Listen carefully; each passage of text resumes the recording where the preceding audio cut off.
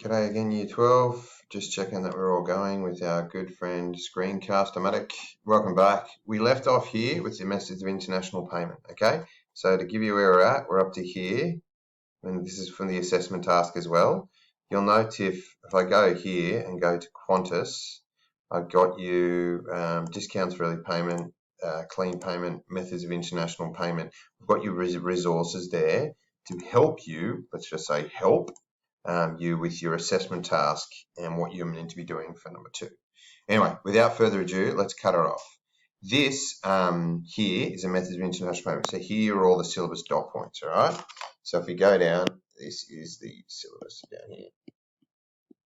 Yeah, these ones.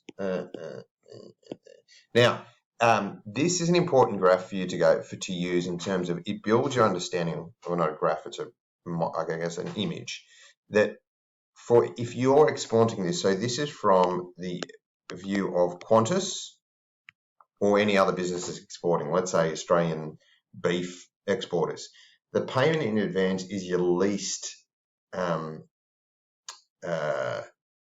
risk for the exporter, and then all the way down here, a clean payment is your most. So in other words, Qantas, or let's say your beef supporter, if you have beef that you're going to be putting on a boat, all right, and shipping it over to our good friends China, all right, you want this one.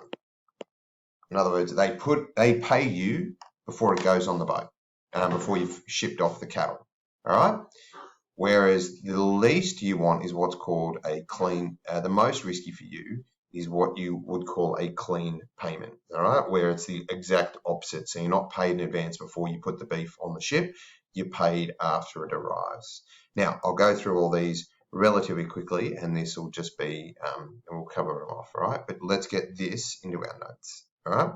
Now, a payment in advance. So this is where the seller, in other words, you don't ship the product until you receive payment from the buyer. So in other words, think this is what Qantas generally does. In other words, you're not allowed on a Qantas flight until you have been paid, or until you have bought the ticket. You buy the ticket and then you're allowed to get on. This is generally the safest method if you're producing the item or you're exporting it, because essentially you receive the money before they use your product, all right? Pretty plain and simple, pretty self-explanatory, all right? This would be important as your definition, okay? Now, if we go down what's called a letter of credit, all right? So the important is, here, this is what it is. A bank guarantees payment to exporter as long as the seller meets the conditions laid out in the letter, all right? Now, it's seen as beneficial to both parties. In other words, it's kind of like a mini contract that's issued between banks to say on the letter of credit, the exporter agrees to point A, B, and C, and the importer agrees to point A, B, and C, D, and E, and if all those have been met, then the money can be released. All right. Now, it's seen as advantageous to the purchaser as they minimise the risk of paying for goods that you don't receive. So in other words, if they haven't fulfilled all their parts on the letter of credit contract, then they're not getting paid. But the disadvantage, all right, so this is the disadvantage down here, is banks charge a hefty fee for this. It's not cheap. It's generally because they're having to sort of review contracts and have evidence submitted to them of both sides so that they can then release the funds, all right? Now, it's advantageous because it's kind of both parties being pretty distrustworthy of one another and saying, right, here's a clear contract that you have to do and I have to do, and once all those are met, we notify our banks, the banks then verify and then release the funds from point A to point B.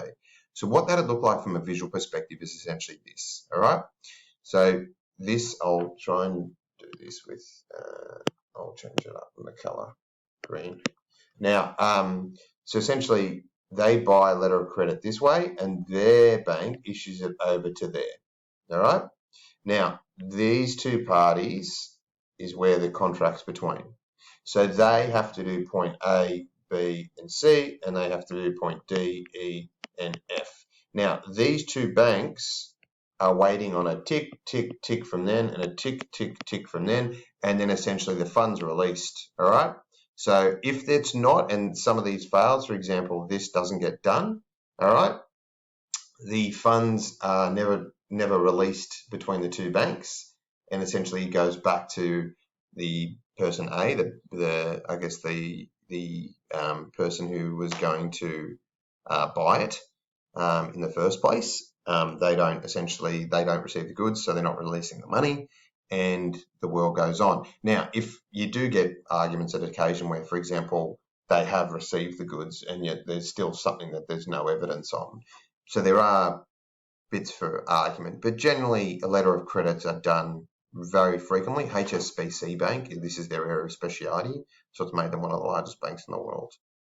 Now, there's also what's called a clean payment. Now, to do a clean payment, gents, it's essentially shipping in advance. So in other words, you ship the products before receiving payments from the importer.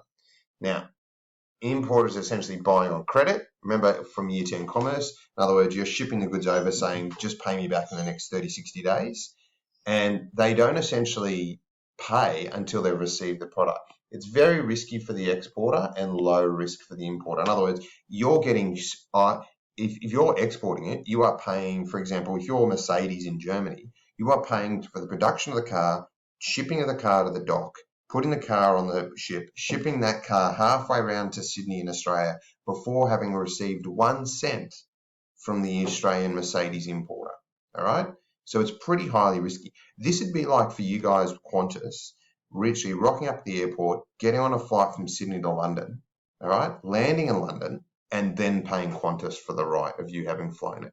So it's very risky. However, car companies in particular do practice clean payments because it's a very expensive business. Can you imagine Mercedes Australia having to put up $100 million for a payment in advance just to get the cars out here? You'd never be able to get to sell them. So a clean payment is very risky for the exporter, but low risk for the importer. You actually receive the goods, get a chance to sell them before you've even had to pay the exporter.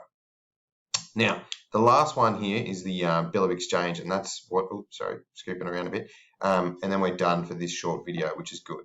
Now, in this video, like a bill of exchange, basically, there is a exporter's bank at a specific amount of time, at a specific point in time, release the funds.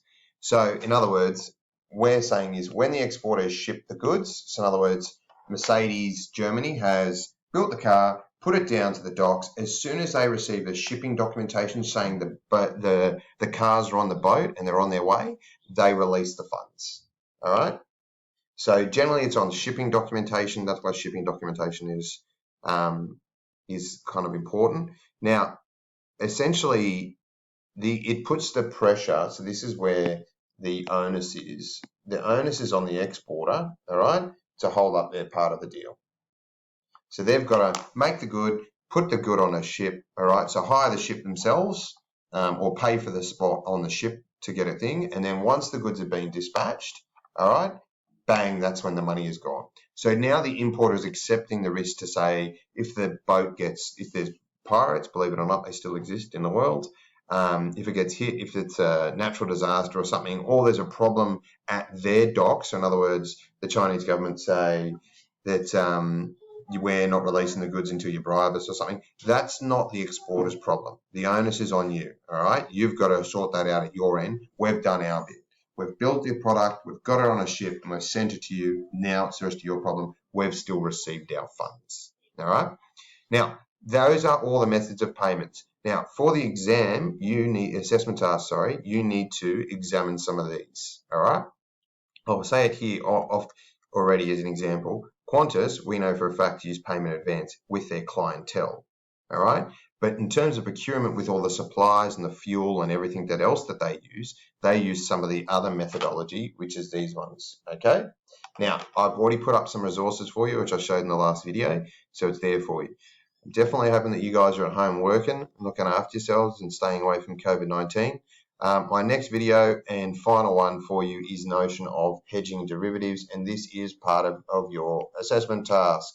So can we please tune in, make sure you get your notes done, and I'm going to instruct you guys for a little bit of a task on your homework that I'm expecting you're all loading up to OneNote. Anyway, any issues, guys, give me a holler on Microsoft Teams, and look after yourselves. See you, boys.